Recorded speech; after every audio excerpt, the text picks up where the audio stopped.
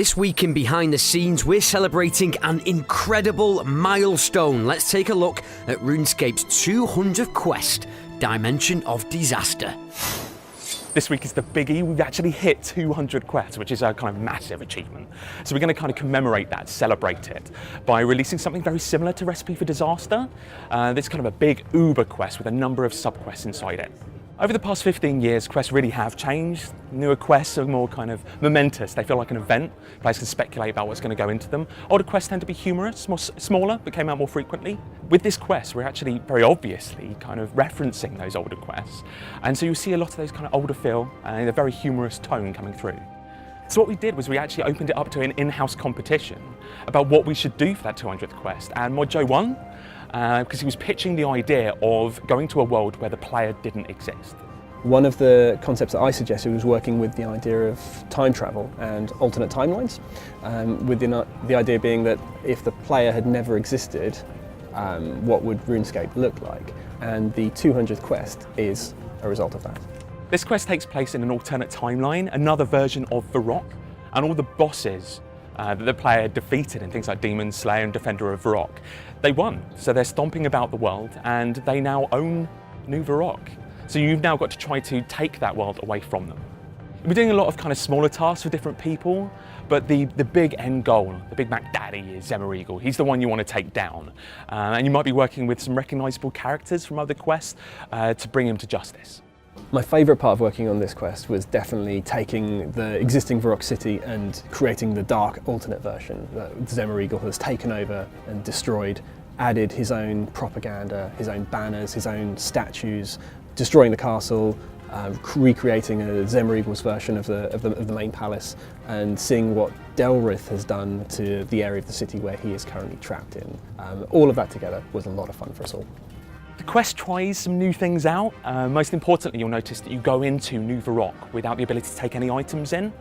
What that means is you're starting afresh, kind of training on cows to try to build up armour so you can take on Zemereagle. So it really feels like you're a noob again. What's so cracking about the quest is it's not just a quest. You can do other errands and other things in the city. We've got a task set there.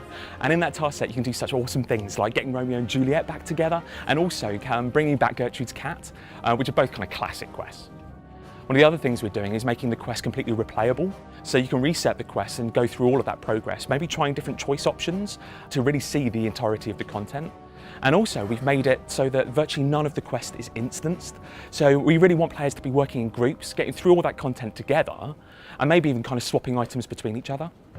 The requirements are pretty simple. If you've done the original quest, then you can do the new version of the quest. So if you've done Defender of Varrock, you can play the new version of Defender of Varrock.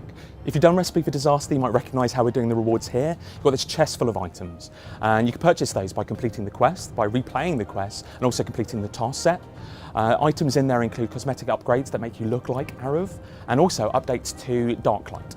Remember when you come to this quest that you're completely free about how you want to start it. You can go straight into some quests, or you can decide to level yourself up and get some equipment so that you can face off against some of the combat encounters. On a really personal point of view, I joined Jagex about 100 quests ago, so it feels like we're celebrating those 100 quests that I've been here, but from a kind of a bigger point of view, we've released 200 fantastic kind of 2-hour-long quests. It's a massive achievement, and it's really dedicated to those story players who have kind of kept these quests going. Celebrate the 200th quest, the community management team will be doing Questival, which is a 2-week festival of all things questing. We'll be doing competitions, we'll be doing events, we'll be doing Q&As, we'll be doing player galleries, all kinds of things, you name it, we'll be doing it. If you want to get involved in anything, make sure you check out the news post on Tuesday the 24th of March, which will have all the details on everything that I've just said.